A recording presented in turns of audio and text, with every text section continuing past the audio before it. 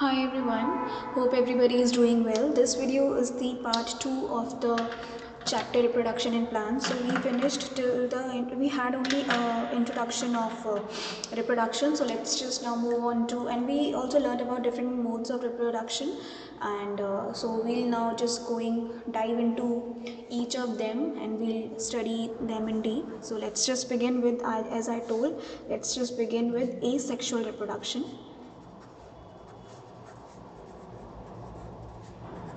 So reproduction, ठीक है.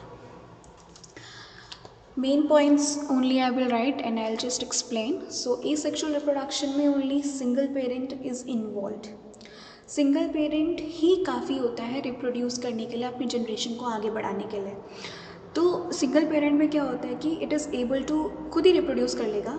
अभी एसेक्सुअल रिप्रोडक्शन में ये भी होता है कि इसमें जो रिप्रोडक्टिव सेल होते हैं जिनकी वजह से सेक्सुअल रिप्रोडक्शन में रिप्रोडक्शन होता है, तो वो जो रिप्रोडक्टिव सेल्स होते हैं जिन्हें गैमीट्स कहते हैं वो फॉर्म ही नहीं होते हैं.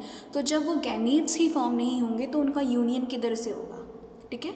तो क्योंकि इनमें गैमीट्स या रिप्रोडक्टिव सेल्स फॉर्म नहीं होते हैं तो इसलिए नहीं कह सकते इनमें रिप्रोडक्टिव सेल्स फॉर्म नहीं होते हैं. बट ये जो ऑर्गेनिजम्स होते हैं, लिविंग बींग्स होते हैं, ये इसमें सिंगल पेरेंट खुद ही रिप्रोड्यूस कर लेते हैं ऑन इट्स ओन. इसको ज़रूरत नहीं पड़ता एक पार्टनर का, ठीक है. So let's I will write only the main points. Single parent is involved.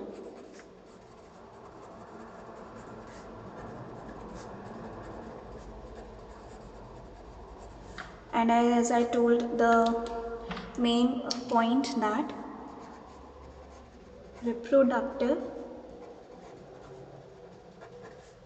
cells, or I should say gametes, as I told, they are not formed, aren't formed, and hence I hope it is in the focus, alright, and hence no union. Union की जगह पे आप meeting भी कह सकते हैं, meeting of gametes takes place. Alright, so as I told, asexual reproduction जो है हमारा वो अलग अलग तरीके से, जो हमारे ऑर्गेनिजम्स होते हैं वो अलग अलग तरीके से एसेक्सुअली रिप्रोड्यूस करते हैं, ठीक है. So as I told in that first part also कि एक तरीके से नहीं होता, अलग अलग ऑर्गेनिज्म अलग अलग तरीके से एसेक्सुअली रिप्रोड्यूस करेगा, ठीक है. सो वी फर्स्ट इसका एक फॉर्म पढ़ लेते हैं, बडिंग.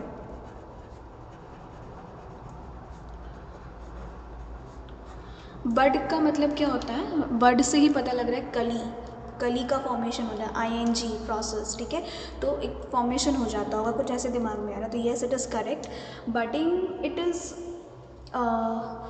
जैसे ईस्ट में होता है, ईस्ट नाम के माइक्रो ऑर्गेनिजम्स में होता है एक बल्ब लाइक ऑफ प्रोजेक्शन, एक bulb sort of thing parent की बॉडी में ऐसे करके फॉर्म हो जाता है. और जब वो बल्ब सॉर्ट ऑफ थिंग, जिसे बड कहा जाता है, वो धीरे धीरे जब फुली ग्रो हो जाता है तो वो अपने आप को अपने पेरेंट की बॉडी से डिटैच कर लेता है और फिर एक न्यू इंडिविजुअल की तरह it keeps on living, it keeps on surviving, ठीक है. So now what happens is, suppose ये ईस्ट का बॉडी है, ठीक है. तो अ bulb kind of thing, a bulb kind of projection, it is formed on the parent body. जब ये धीरे धीरे ग्रो हो जाता है, फुली प्रॉपर ईस्ट बन जाता है, देन इट डिटैचेस इटसेल्फ, ये अपने आप को अपने पेरेंट से डिटैच कर लेता है, अलग हो. डिटैच मीनिंग है अलग हो जाना, ठीक है. तो ये अपने पेरेंट को अपने आप इससे डिटैच कर लेता है और ये बहुत जल्दी फटाफट होता है. तो कभी कभी क्या हो जाता है, पेरेंट के बॉडी में ढेर सारा बड बन जाता है, एक चेन ऑफ बड बन जाता है,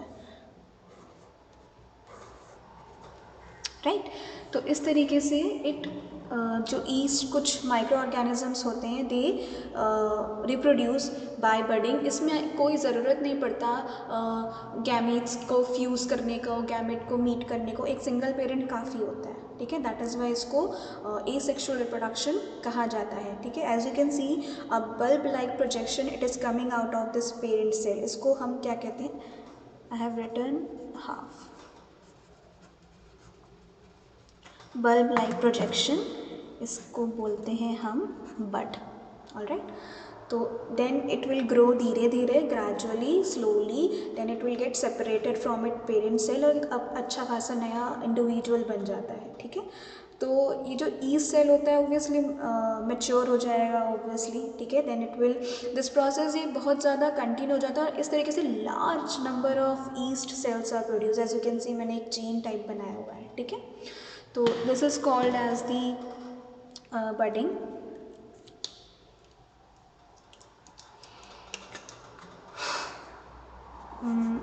I should write over here a bulb like, I hope it is in the focus. Alright, a bulb like projection called, I will write over here, okay, ठीक है। Bud is formed and grows gradually or slowly and detaches or separates itself from parent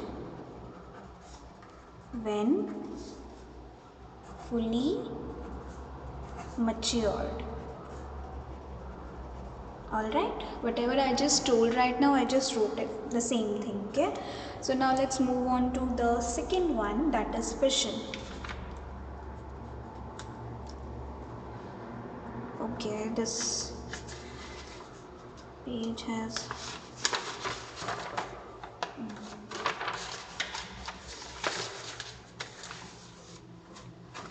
चलो हम दूसरा ही page use करते हैं, ठीक हो गया।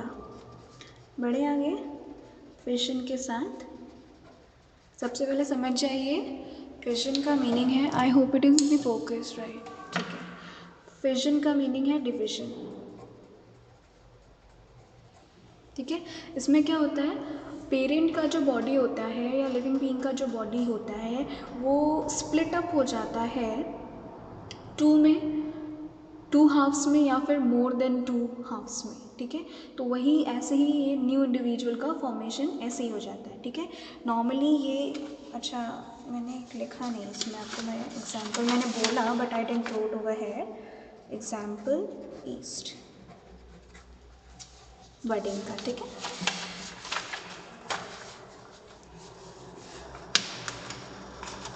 रुको रुको रुको, अब ठीक है, ठीक है। So now what happens in this is, in fission parent's body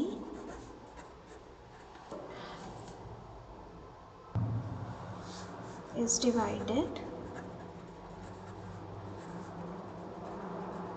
into two or more parts or individuals, और ऐसे ही बस न्यू इंडिविजुअल का फॉर्मेशन हो जाता है। तो जब भी पेरेंट का बॉडी टू में डिवाइड होगा तो हम बोल देंगे बाइनरी फिशन, और जब पेरेंट का बॉडी मोर देन टू में डिवाइड होएगा तो हम बोल देंगे मल्टीपल फिशन। अच्छा, बाई का मीनिंग होता है टू, तभी इसको नाम दिया गया, ठीक है। अच्छा, एग्जाम्पल है इसका, मोस्टली आपने नाम सुना ही है, बैक्टीरिया, ठीक हो गया। लेट्स मूव ऑन आगे फ्रेगमेंटेशन।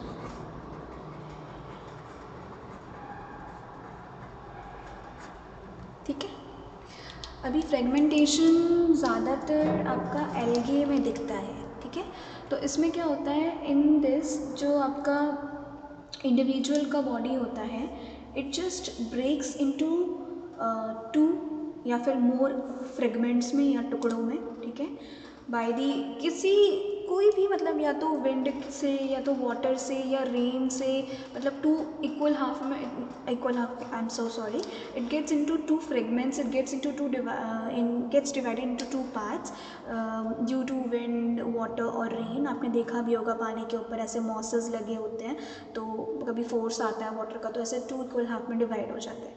तो ईच ऑफ दीज फ्रेगमेंट्स जो अलग अलग हो जाते हैं ना, अलग फ्रेगमेंट का मतलब होता है टुकड़े। ठीक है, तो वो जो टुकड़े हैं आपके जो डिवाइड हो जाते हैं, फिर वो अलग से ही नए इंडिविजुअल की तरह ग्रो करने लगते हैं। ठीक है, तो यूजुअली ये चीज़ आपका फर्न्स में दिखता है, मॉसेस में दिखता है, एल्गे में दिखता है। एंड इसका एग्जांपल एक स्पाइरोगायरा भी होता है।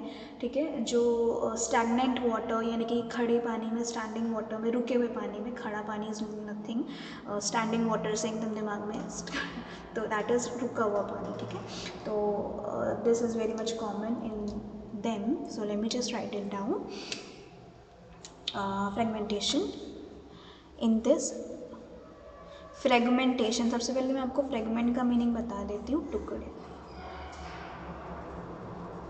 ठीक है, तो इसमें क्या होता है आपका,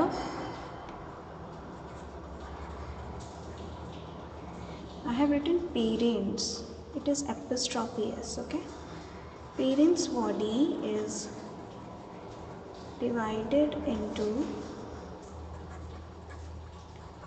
टू और more fragments, as I already told, fragments का meaning टुकड़े, by the force of wind, water or rain। ठीक है, so this is termed as the fragmentation, and the fragments they move on, they go on to grow as an individual plant, individual beings। ठीक है, these are easy, not so difficult। तो इसका example mosses, नहीं समझ आ रहा है mosses तो algae. ठीक है, और सबसे कॉमन एग्जाम्पल जो यूजुअली एग्ज़ाम्स में बोला जाता है, कभी कभी आ जाता है, तो इसका सबसे कॉमन एग्जाम्पल होता है स्पाइरोगायरा। ठीक है, कभी कभी आ जाता है, वन वर्ड्स में कहीं पे भी आ जाता है। ठीक है, सो हमारा अगला है spore formation. I think yes we have covered fragmentation, हाँ स्पोर फॉर्मेशन बचा।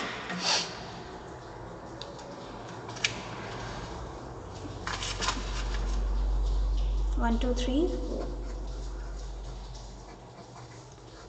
फोर्थ है हमारा स्पोर फॉर्मेशन। ठीक है, तो स्पोर फॉर्मेशन जो है हमारा, वो हमारा ब्रेड मोल्ड्स में दिखता है यूजुअली, राइजोपस नाम के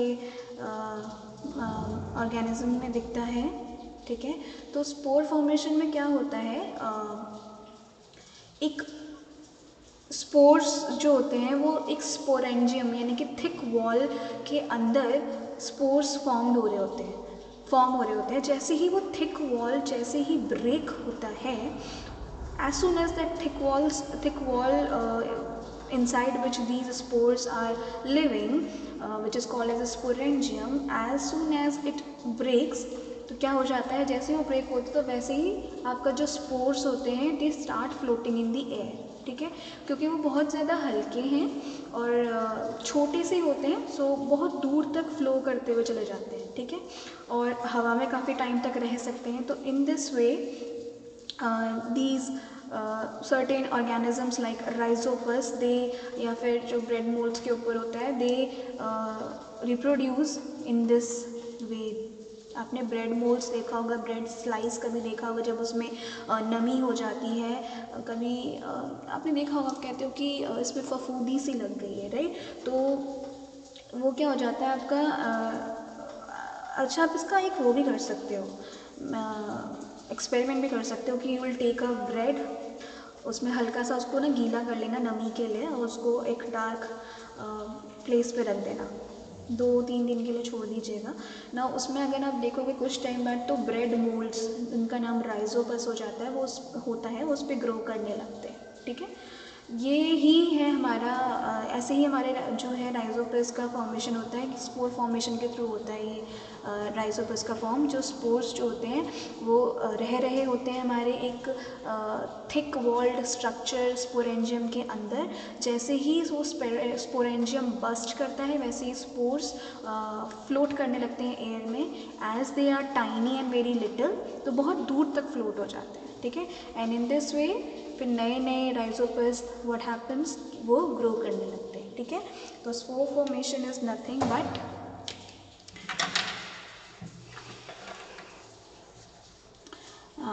spores are, what should I write,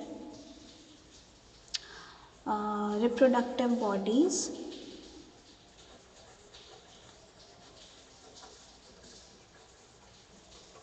inside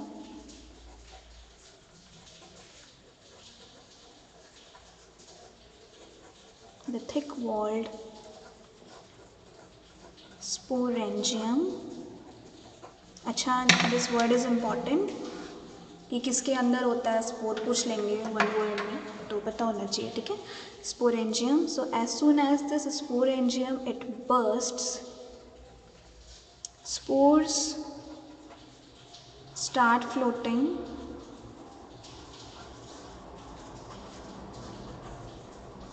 in the air, क्योंकि ये बहुत ही ज़्यादा लाइट एंड टाइनी होते हैं। लाइट मीन्स हल्के होते हैं,